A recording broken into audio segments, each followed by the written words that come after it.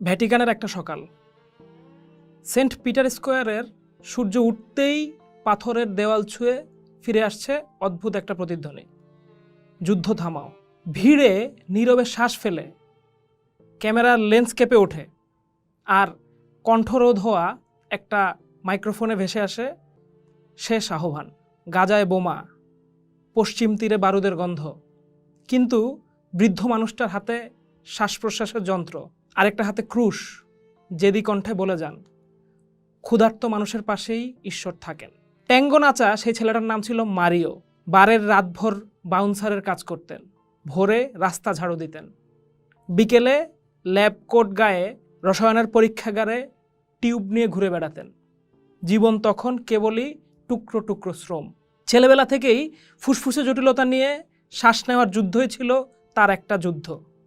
এর মাঝেই পাড়ার কিশোরীর প্রেমে পড়লেন, ঝড়ের মতোই। মেয়েটা প্রথমবার ফিরিয়ে দিলেই থমকে যান, বলেন, তোমাকে না পেলে বাকি জীবনটা ঈশ্বরকে দেব। মেয়েটা আবারও ফিরিয়ে দেয়, তিনি কথা রাখেন, জীবনটা ঈশ্বরকে দেন। কিন্তু ওই ভালোবাসা শিল্পের দাগ রেখে যায় ভাস্কর্যের মতো। শক্তির মসনদে উঠে আসা লোকেরা সাধারণত পালকিতে করে সিংহাসনে ওঠেন। ফ্রান্সিস উল্টো পথে হাঁটলেন। পোপের প্রাসাদের সোনার লিফটে উঠলেন না, সেন্ট মার্থার ছোট্ট ঘরটাতে নিজের রান্নাঘরের পাতিল চাপালেন।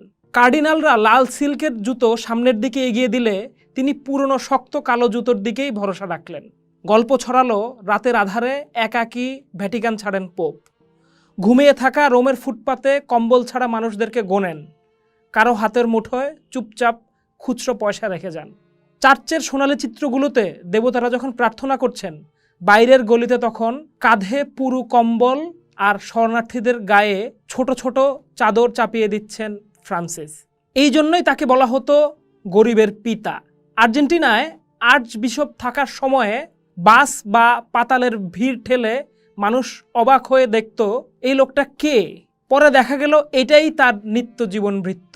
2013 সালে পোপ হওয়ার পরে প্রথম ঘোষণা দিলেন, কনজুমারিজম আমাদের ঈশ্বর নয়। পরিবেশ নিয়েও সোচ্চার ছিলেন এই পোপ। কথা বলেন জলের ঢেউ নিয়ে, পাখির মৃত্যু নিয়ে, বাদুড়ের ডানা নিয়ে, শিশুর নিঃশ্বাস নিয়ে। ক্যাথলিক ইতিহাসে প্রথমবারের মতো পোপের ঘোষণাপত্র জলবায়ু সম্মেলনে কোট হতে থাকে। কিন্তু তার পরীক্ষা আসলে ফিরল অভিবাসনের সময়। ইতালির উপকূলে নৌকা ডুবে যখন শরণার্থীর লাশের স্তূপ, ফ্রান্সিস দাঁড়িয়ে কাঁদলেন, বললেন, এই সমুদ্র মানবতার কবর।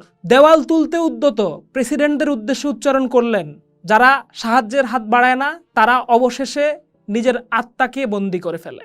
সেই মন্তব্য ট্রাম্প প্রশাসনকেও নড়েচড়ে বসতে বলে। টুইটার উত্তপ্ত হয়, কিন্তু বৃদ্ধ মানুষটা আরেকটা পাতা উল্টে বাচ্চাদের চিঠি পড়তে থাকেন। 88 বছর বয়সে ফ্রান্সিস মৃত্যুর আগের দিনেও জ্বর লাগা শরীর নিয়ে বারান্দায় দাঁড়িয়ে শ্বাস ছুটে আসা গলায় বলতে থাকেন, আমি একাত্ম ফিলিস্তিনের সাথে, ক্ষুধার্ত মানুষের পাশেই ঈশ্বর থাকেন।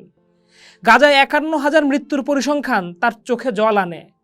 পশ্চিম যখন বলছে কনফ্লিক্ট, ফ্রান্সিস তখন সমালোচনায় কেঁপে ওঠেন, গণহত্যা নয় কেন? যিশুকে কেন্দ্রে রেখে নগর রাষ্ট্র ভ্যাটিকানকে মানবিক রাষ্ট্রে রূপ দিতে তার আইনে আনেন নতুন শব্দ, ট্রান্সপারেন্সি।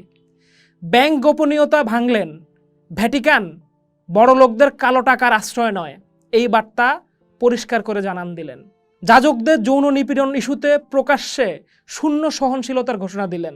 নিজের হাড়ে ব্যথা, তবুও তিনি বলেন, গির্জাকে আগে পাপ স্বীকার করতে হবে, তারপর ক্ষমা চাইবে মানুষ। শুধু পোপের বারান্দা নয়, কায়রোর মসজিদ, কলম্বোর বৌদ্ধবেদী, সবখানে দাঁড়িয়ে তার কণ্ঠে একই তাগিদ, সহনশীলতা ছাড়া মুক্তি নাই।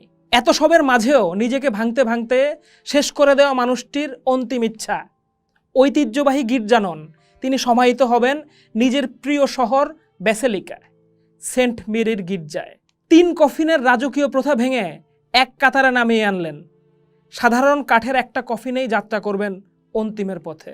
দেয়াল তুলে নয়, সেতু বানিয়ে ভালোবাসার বৈঠা চালিয়েছেন ফ্রান্সিস।